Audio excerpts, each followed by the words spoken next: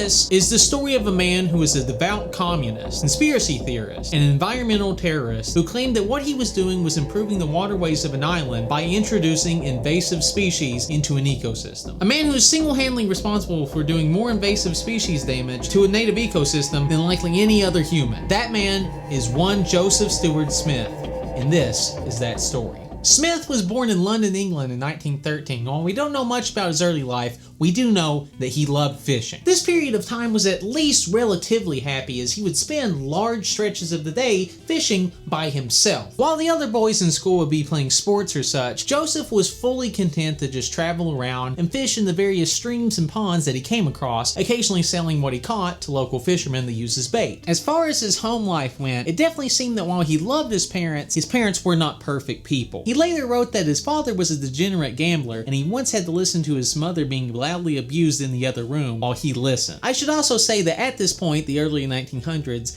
this likely wasn't that different from his compatriots in their upbringings. However, you can see that having like an inept provider would, stoke fears of authority figures down the line. This is called foreshadowing. But regardless, Smith always claimed that my childhood in England was happy, largely due to those hours spent fishing. However, this happy time came to an end in 1928 when Smith turned 15, and he got the worst birthday present of all time when his father brought him and his brother down to the docks and said, "Hey, we're shipping you to New Zealand." In this brutal move, his father explained that he simply just could not afford to keep him and his brother at their house, so they were sending them to New Zealand to learn how to live and work on a farm. It's at this point that I should probably give you some of the greater context for this situation. It was at this point in time that the New Zealand government was particularly worried about population decline, particularly among young working age population that could work in the agricultural sector. So the national government was giving large incentives to its citizens to have children at the time, like putting taxes on unmarried men and giving tax breaks to people who were married with children. And to solve the labor shortage in the short term, they took to importing British teenage boys to these agricultural high schools where they would learn about how to farm and stuff, and then they would put them to work on farms. Now, once again, we don't know very much about this period of Smith's life. It's pretty murky, but we do know that farming wasn't that great of an idea for him, because he did eventually quit after he had to kill a dog that was stuck in a rabbit trap after it bit him. So, understandable. And at some point after the failure at his farming career, he tried to return to the happiness of his youth by becoming a commercial fisherman. But apparently fishing for profit and fishing for pleasure are two very different interests, and he was also not successful at this venture. After these massive economic failures and being essentially abandoned on the other side of the world by his father, Joseph began to formulate his own political ideology. This ideology was based on his idea of justice and his aversion to authority figures, which would later, influence his ecological terrorism, but immediately manifested itself when he joined the Communist Party, an organization that he would pay dues to for the rest of his life. It was also a decision that would later wind him up in jail, as during World War II, he refused to serve in the army as a conscientious objector. While Smith was, literally being held against his will during these years, it was likely his happiest time since his childhood. He was in some way standing up for his beliefs, and he wasn't having to deal with the harsh economic realities of trying to, do these business ventures on the outside world. Once it was all said and done, Joseph had spent 4 years in these camps, passing his time creating nets and fishing for himself and other inmates in the local rivers that were, available in the camps. After the war, Smith just kind of drifted around until eventually settling on operating a gas station, which seemed to bring him some kind of stability, as this was his main business venture for the remainder of his days. And besides one particular incident where he defended his gas station from thieves with a shotgun, which earned him the name Shotgun Smith, Joseph seemed mostly content to be the mild-mannered owner of a local gas station. At least, so it seemed, because it was at this point during the 1960s that Joseph Smith began his campaign of illegally introducing fish into the New Zealand waterways. To get the context of what and why Joseph was doing, let me give you a quick ecology and history of New Zealand fish 101 lesson. Much like New Zealand's native land birds, its freshwater fish had evolved in an environment with very few natural predators. So the ecosystem that developed from this was a very delicate equilibrium that could be disrupted by the introduction of any alien species. However, when the first European immigrants arrived in New New Zealand, they were not impressed with the local fishing. The several dozen New Zealand freshwater fish species that were available in the island at the time were not thought to be good fishing. Most of them were small, nocturnal, and could only be found in these tucked away streams far away from civilization. And so, beginning in the 1860s, European settlers began to bring their favorite sports fish into this new island: trout. Trout flourished in New Zealand's cooler waters, and without any competition from other species, it got to the point where trout fishing in New Zealand is an attraction to this day. So as you can see, the native ecosystem had already been messed with by the time that Smith arrived in the island. So why wasn't he content with this? And the reason is communism. Smith, in his happy boyhood days in Old England, was not growing up fishing trout. Most of the common people, like Smith, spent their time fishing for coarse fish like rudd, perch, tench, and carp, named for their rough skin. And so, as an extension of these old world class dynamics, efforts to bring in these so-called coarse fish to New Zealand were rebuffed, partly because, it would be terrible for the environment, but also because, those are poor people fish. Ipso facto, Smith, a card-carrying communist with daddy issues, was going to seize the means of fish production and introduce these rough-skinned species. And his first project was also one of his most dangerous: the introduction of perch. So perch was already partially in New Zealand. It had been introduced to the island in some parts in the early 1860s, but it was not widespread, and for good reason, because they suck. They're carnivores, so they eat other fish, and they're also cannibalistic. They eat other perch. This was disastrous for any of the native species, but they definitely were the easiest to get a hold of, and so they became his first project. And so in his first foray into ecological terrorism, Smith took perch from a local lake and spread them around Auckland. It's at this point that I want to make note actually how Joseph introduced these fish throughout his career. He had outfitted his car with these special oxygen-filled fish tanks that could keep these fish alive for days at a time, and he would travel around the New Zealand countryside looking for unvisited lakes and such to introduce these fish into the water. At that point, the fish would either swim downstream into the main bodies of water or simply wait until the next flood, where then they would be introduced. The eggs for these fish would either be smuggled through customs, hidden somewhere on his person or on a ship, or sometimes less dramatically through the mail. So, returning to the plot, his record showed that over the course of the 1960s, he introduced hundreds of perch into local Auckland waterways. And never being satisfied, in 1965, Smith received 4 tench from an ally, which he kept in a pond behind his gas station, which he called his office pond. This allowed him to breed the fish that he would later introduce into local waters. His biggest success, if you want to call it that, was likely the introduction of rudd.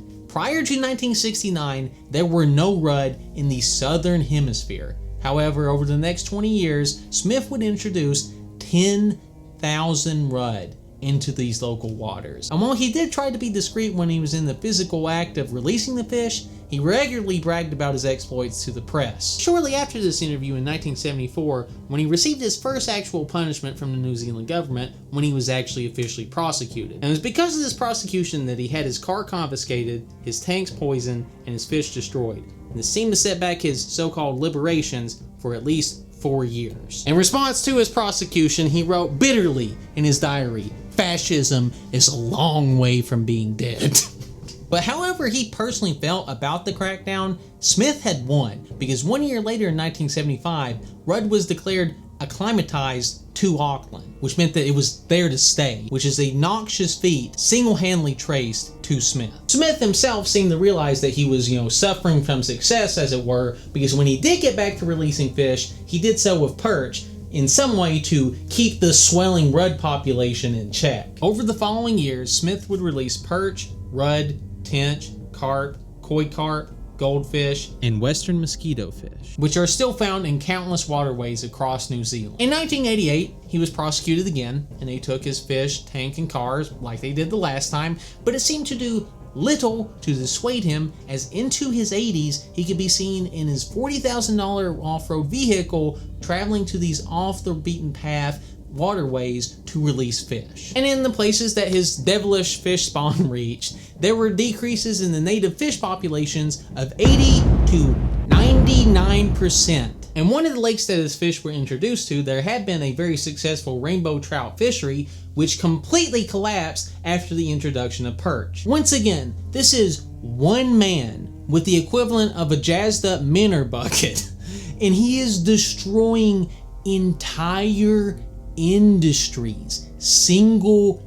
single-handedly. However, as the years passed and became too elderly to travel the country as he once did, he began to plan his final act: the introduction of gudgeon, another species which had never been present in New Zealand, and in some ways his white whale, as he had been talking about this since his original interview in 1974. Now in his old age, Smith planned to breed 10,000 gudgeon and release it into the largest lake in New Zealand. But thankfully, on the eve of disaster, dumb luck prevailed. In 2005, a boy just so happened to be walking by Smith's gas station when he noticed something wriggling in the gutter. And when he contacted the Department of Conservation, it turned out what he had discovered was a West Australian smooth marron, which is not native to New Zealand. And based on the location it was found in Smith's history, they knew that there was likely something else going on. And so, 16 days later, a raid convened on Joseph Smith's garage and breeding facility, where the investigators found 600 gudgeon in tanks. Smith predictably did not comply with the authorities, so we have no idea where he got these fish, but regardless, his tanks were poisoned and his fish were destroyed, leaving him nothing. Further sweeps of the area did find gudgeon in local waterways, but after these animals were captured,